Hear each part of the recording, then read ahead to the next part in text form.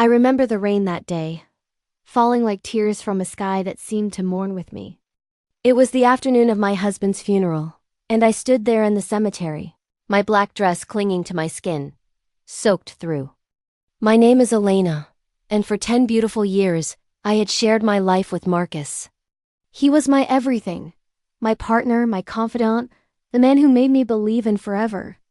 We met in college, two young souls drawn together by laughter and dreams. He was studying architecture and I was pursuing my passion for art. Together, we built a home, not just walls and rooms, but a sanctuary filled with love and plans for the future. Our house was our pride. It sat on a quiet hill overlooking the city, a place we renovated ourselves. Marcus inherited the land from his grandparents, but we poured our savings and sweat into making it ours.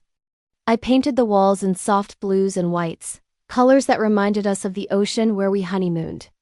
We hosted family gatherings there, barbecues in the summer, cozy dinners in winter.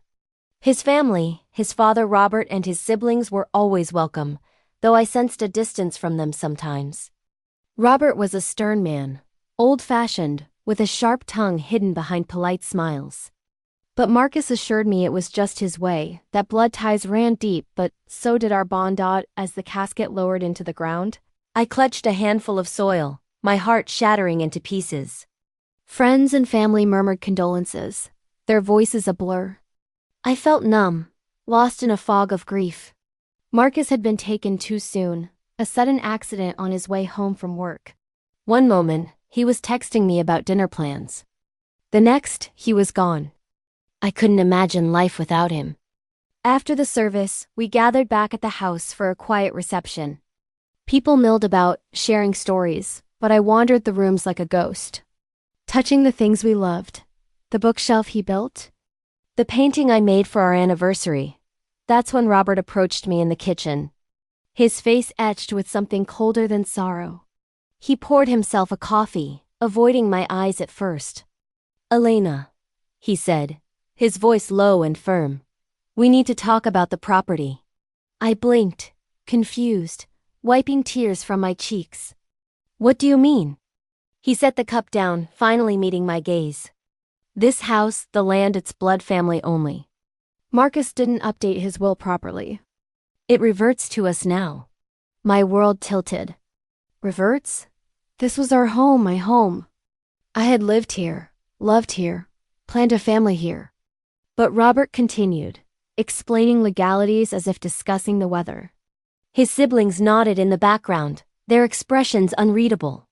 A glimpse of betrayal flickered in my mind. Had they planned this? But I pushed it away, too raw to process.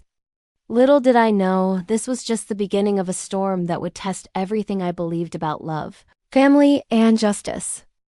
The days after the funeral blurred into a nightmare. I couldn't sleep, couldn't eat, haunted by Marcus's absence and now this looming threat. Robert's words echoed in my head. Blood family only. How could he say that? I had been Marcus's wife, his chosen family.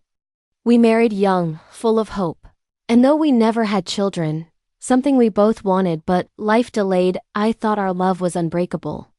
But now, his family circled like shadows, ready to strip away the last piece of him I had.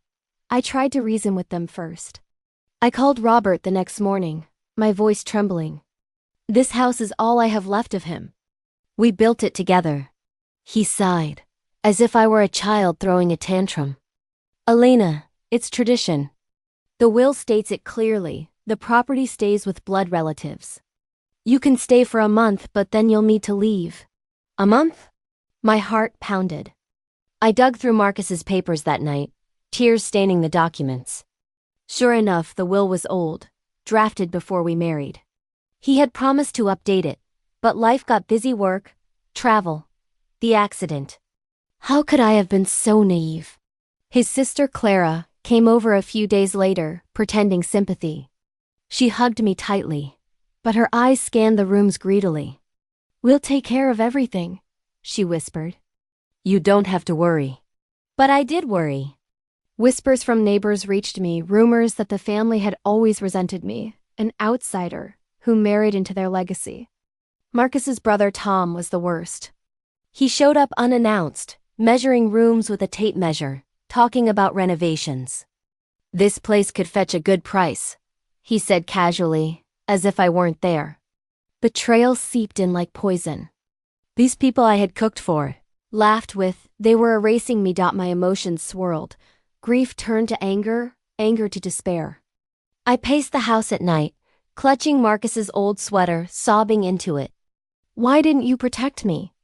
I whispered to his photo. Friends urged me to fight, but I felt broken, shattered by loss. Then, one evening, sorting through his desk, I found a hidden folder. Inside were emails, old letters, evidence of his family's manipulations. Robert had pressured Marcus years ago to keep the will unchanged, calling me temporary. There were even notes about loans they had given him, expecting repayment through the property. My blood ran cold. This wasn't an oversight. It was calculated. The realization hit like a wave. I wasn't just a widow. I was a target. Pain fueled my resolve.